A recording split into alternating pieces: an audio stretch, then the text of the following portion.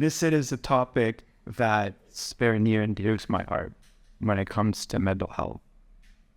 I tried to figure out the topic previous. This topic came to me literally 2 days ago. I tried so many different ways to come up with a presentation for this topic, come up for a topic for this presentation. I just couldn't do it. And then the other day, I was just sitting and having a conversation with somebody about mental health, and they're talking about how beneficial freediving has been for them. And I just snapped. I thought it was great. My background story with freediving was I was in Costa Rica, and I was literally getting out of extremely deep depression. And my friend said he's going to Mexico to go freediving. And he invited me to come with them. And I said, sure, why not?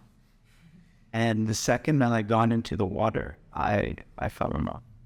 There's just something about being fully embraced by the elements of water that just was able to release certain things within my soul. And it was one of the most profound experiences. It was one of those experiences. I'll ask you a question. Do you find that on your dives, that when you go deeper in the dives, you find ways to go deeper in yourself? And do you find ways that when you go deeper in yourself, to go deeper in your dive? Do you ever find that with your freediving? Sure that. Absolutely. What I find so interesting about this is it's the levels. At each level you go, each step you go, it's finding a way to discover more of yourself, your subconscious pattern, your trauma. And for example, going down to a certain part where me mentally thinking, oh, I'm okay. But subconsciously my body's like, oh, you're not okay. And then it's all of a sudden they can't visualize or things start happening where I'm like, I'm not doing that. But it's the body's back defense system, which has to do a lot with the mental health. So with today's topic, I could go on forever about mental health, but I really wanted to focus on some exercises and some things that I discovered along the way. 6 different ones that I want to share with you guys today. Some of them you might already know, and if you already know it, amazing. At the end, we'll discuss it and we'll go a little further into it. If you don't know it, amazing. Let's ask questions at the end and we'll explore a little more. Good? So, stress reduction and relaxation. When it comes to this aspect of freediving, this is very much focused on our breath and our breathing. One of the things that I heard years ago that I loved is one thing that will never lie to you in life is your breath. The only thing is a lot of us don't learn it, so we don't know what language it's speaking. Where in freediving, what do? You take your time to learn the breath. You learn how it flows throughout your body. Your entire body interacts and plays with it.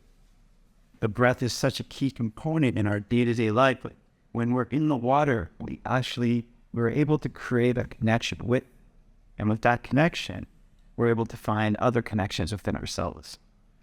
So one of the breath exercises that I like to do is box breathing.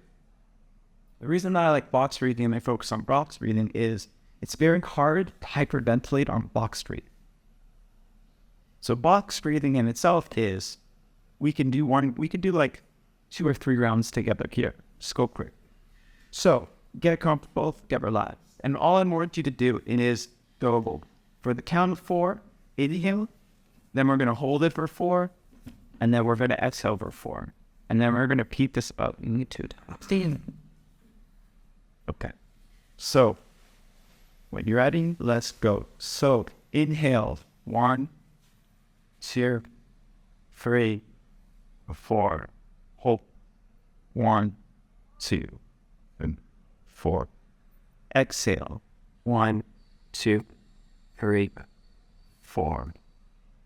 Inhale. 1, 2, 3, 4. Hold. 1, 2, 3, 4. Exhale.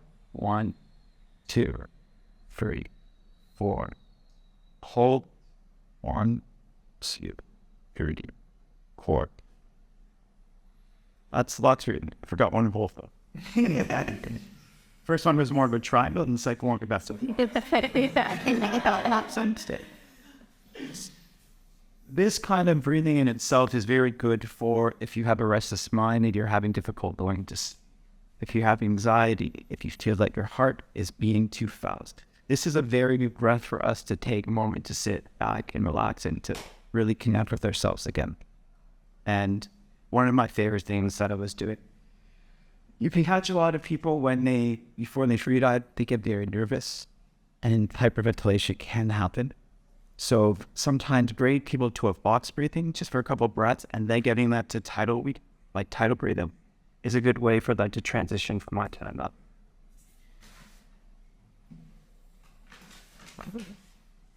Next, we talk about mindfulness and present moment awareness. I don't feel it can be any more present than when you go into that fight.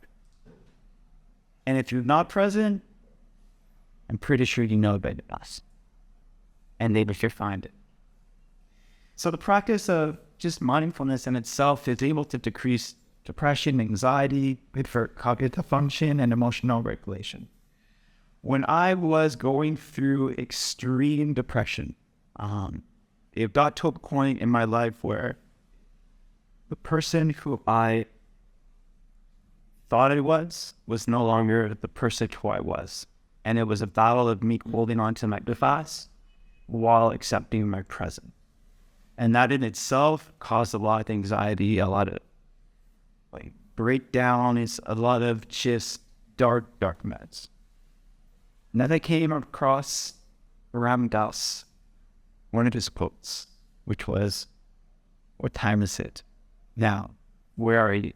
Here." And every time I would have emotion or if I'd have some anxiety, I would repeat that again. It became my mantra, again and again. If I felt something, I would just go back. Because right now, if I'm feeling something, I'm going back. I'm going to the present, or I'm going to a predictable future that I've created based on my past. So what I would do with this is I would come to the present. When it comes to freediving, before you do your dive, it's about the breath, which we talked about, and about finding your way to be here and now. When we're present before our dives, our body has nothing else to focus on other than the next move that you're going to do. So for here, what I like is the exercise is a body scan meditation. Going from head to toe, toe to head. There's different ways of us doing this. It could be using a light that guides you throughout your whole body, and as it goes through every part of your body to shift in more and more and more relaxed. Some people use it as almost like a laser point from head to toe, toe to head. And when it gets to the different parts, you just find a way to be more relaxed. And in that self, you find yourself in the present moment. Because what else, what is now? The possibility of anything, right? But nothing else is happening. So when you're in the now, and you're in the present, and there's nothing to think about, nothing to worry, nothing to fear. So this is an exercise that I like to do. Here we have building confidence and overcoming fear. What happens when you go through deep depression and you need to but let's say you go through deep depression and all of a sudden you need to introduce yourself to yourself. How does that look like? It's not a big leap. It's not a big step. It's very small, incremental movements. Freediving, right? When we dive, it's not about going to the depths. And for some that it is, they'll realize that will bring them back up and they'll have to slowly go down. I know that happened to me with my equalization. I got down to 30 and they're like, "Oh, it's the easiest sport. I can do this. It's not the easiest sport." Let me take that back. Definitely never said that. What I said was it's such a fun, interactive, incredible sport. And when I got there, I'm like, right, but people kept on telling me about it. If you get there too easily, the second that it stops becoming easy, it gets really difficult. And I discovered what it was. I rushed too hard to get somewhere, not just for myself, but for more external validation, that it got to the point where I couldn't support. So I had to go back up. So not that I had to, then I chose to go back up to the top and go slow. And each little step that I took gave me the confidence for one more step. I asked somebody in this room, what is it that keeps them going after doing so many competitions and after being in the water and living that kind of lifestyle of being freediver? It's like, where do you still get the joy? And they said to me that just finding one more inch, one more centimeter that you didn't think you could do before. The exercise that I like to do for this one is a visualization of success. So find a time or find something that you're feeling anxious about or feeling fear about, and visualize.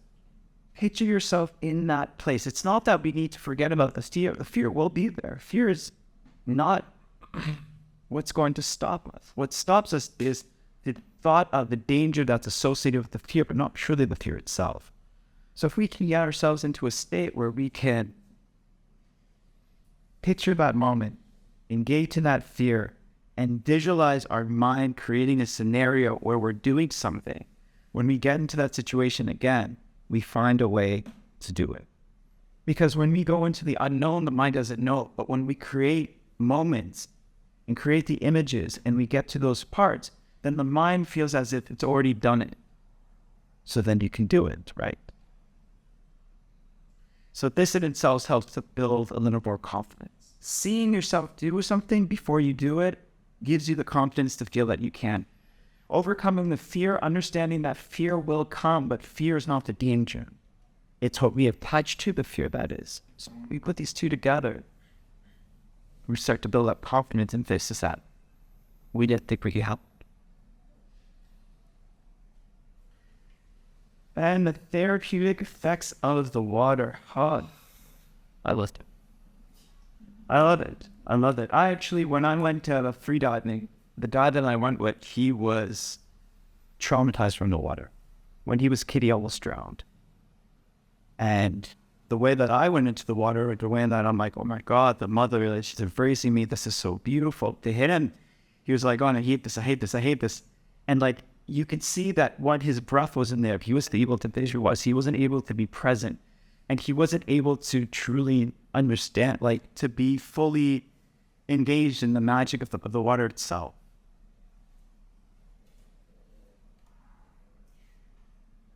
All elements that we have in this world have its own therapeutic ability.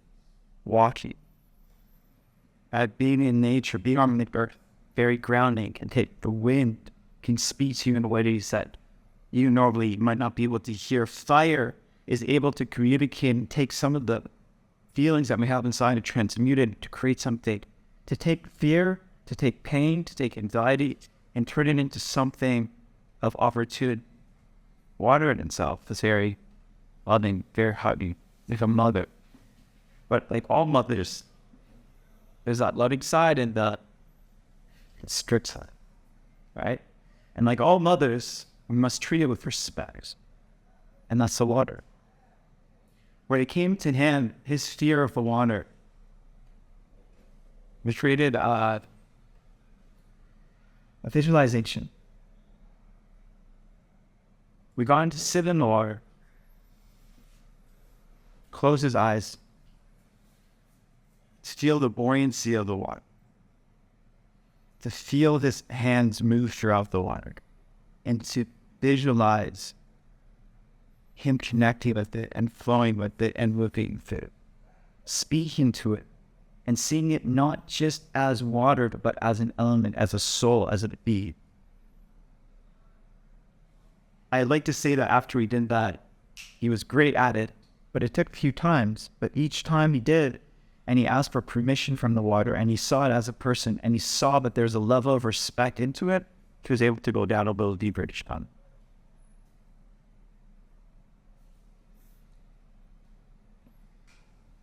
The mental health tools, techniques, and power of community.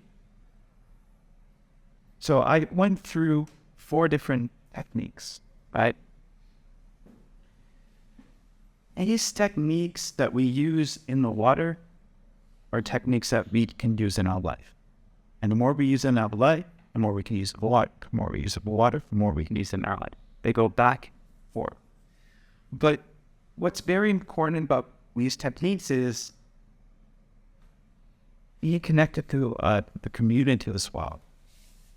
But share.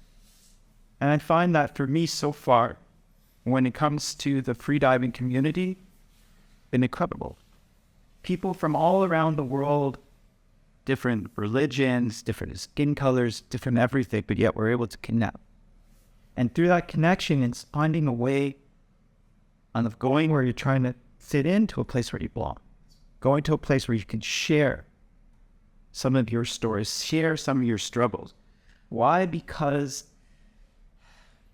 what's really beautiful to me about freediving is, in general, unless you're competing, and even still in that sense, it's not a competitive sport.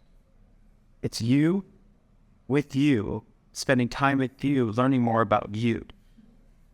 And to be able to share that with other people that are going through that gives us that connection. And it also gives us the mental health tools. Because when we notice or we hear that the struggle that we have, other people had it as well, it makes it a little less of a struggle. So creating a personal pre-dive routine. It's exactly how it's. Breath work, meditation, visualization, right? The tools that I'm sharing here are tools that have been working for me. But when it comes to you, play around, see what works for each one. Some people might be more visual. Some people might be more audible. Some people, so when I mean by the audio, they might need to hear the ocean, the sound of the water to come, right? We play around with these different tools, but the great thing about it is when we're doing it, we have a beautiful community of people to share this with and to learn from them and to come together. So when it comes to the mental health aspect, what I love it is you're not alone unless you choose to be.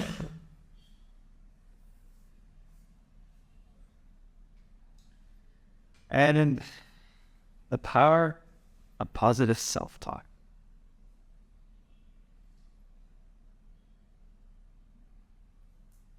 This topic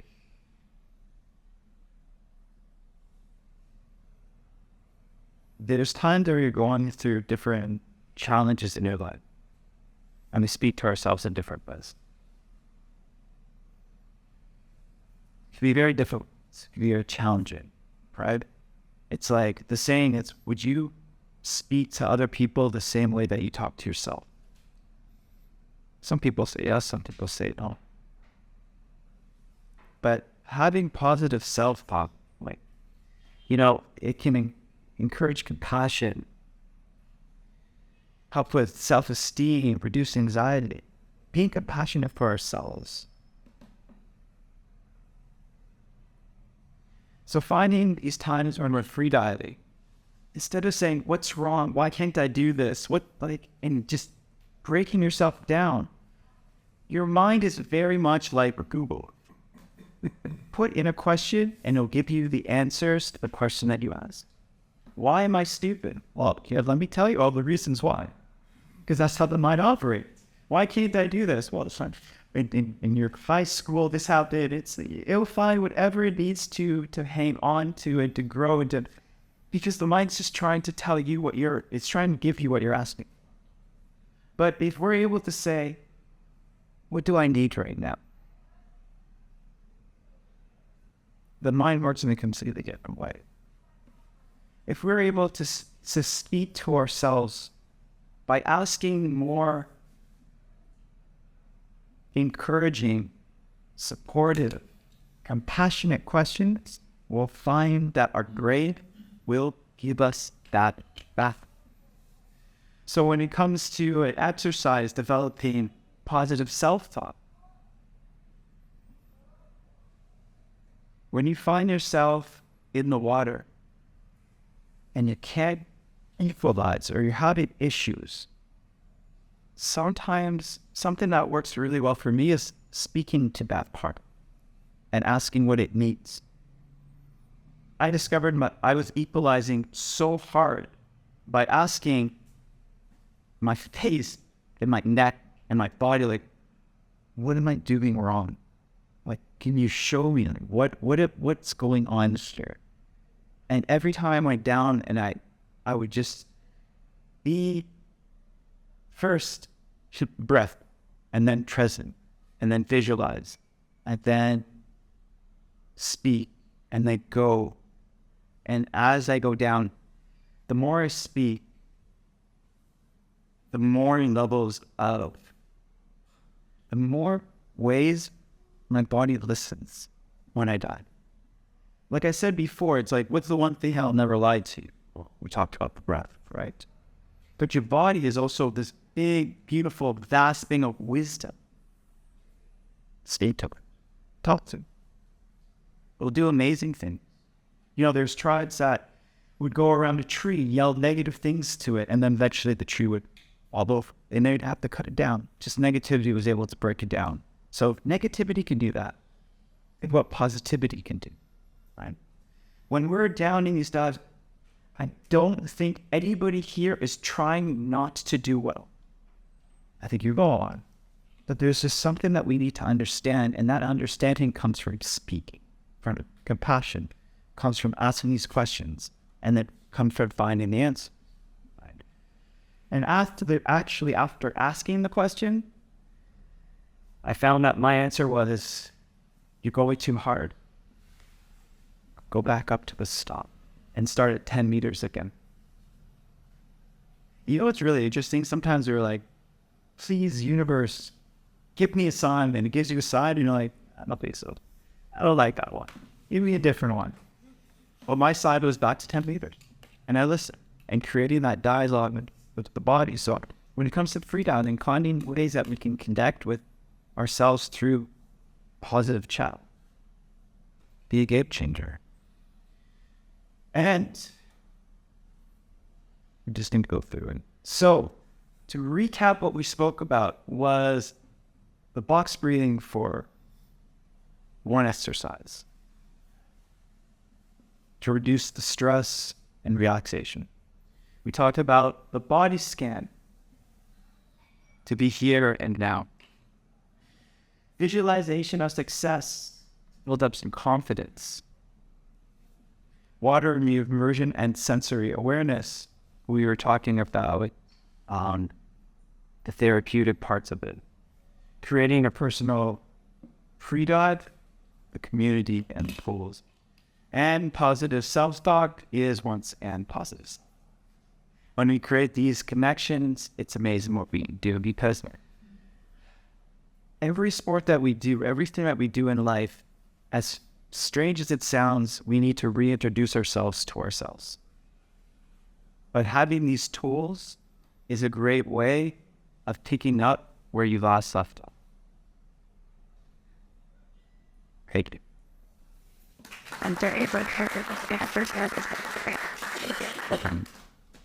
Question. I appreciate it. I really appreciate everybody coming. This topic, like I said, is very near and dear. I could go in so many directions with it, but I tried to stay a little more with examples and tools and things like that. So through this all,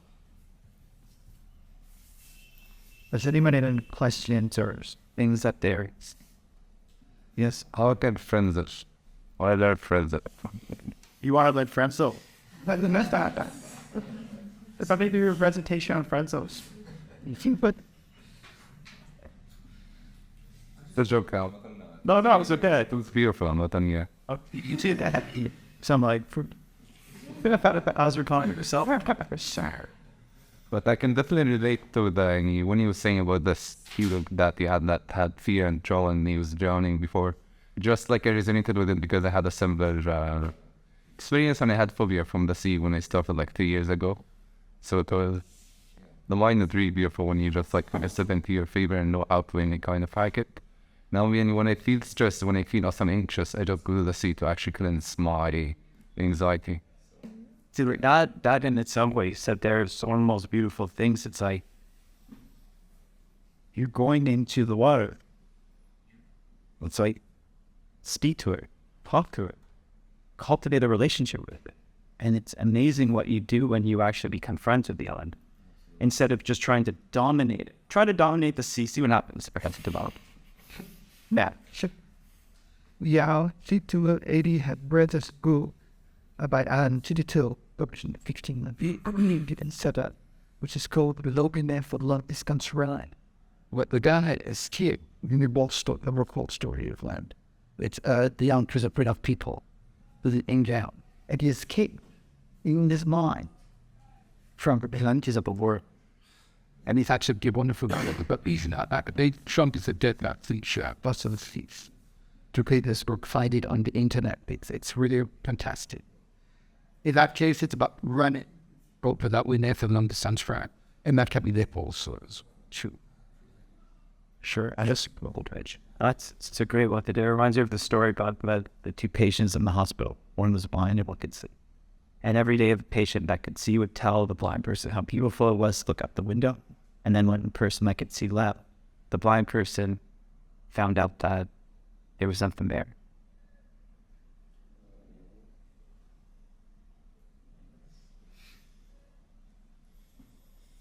In the end, life, I'm saying, dropped on about visualization of success. We added beginning and life of how to visualize. While the intuitive body. So the way that I do it with the visualization of success is to think about that time where I do feel good or uncomfortableness or something that I can't do, and I call myself in the situation as if I'm about to do the dive. And even with the visualization, I will move my head as I'm doing free immersion as well, to like really bring in all the senses into it. And I'll picture myself to that point that I was at the other day where I felt that I couldn't, and tap into it and see myself to school coming. So that's the way to do it. It's not about forcing something that's not realistic, because the mind will force it back, but it's about just one or two more steps, 1 or 2 more seconds, whatever it is that we need. And gradually we start to create that trust in mind. And that's why I call it the visualization of success.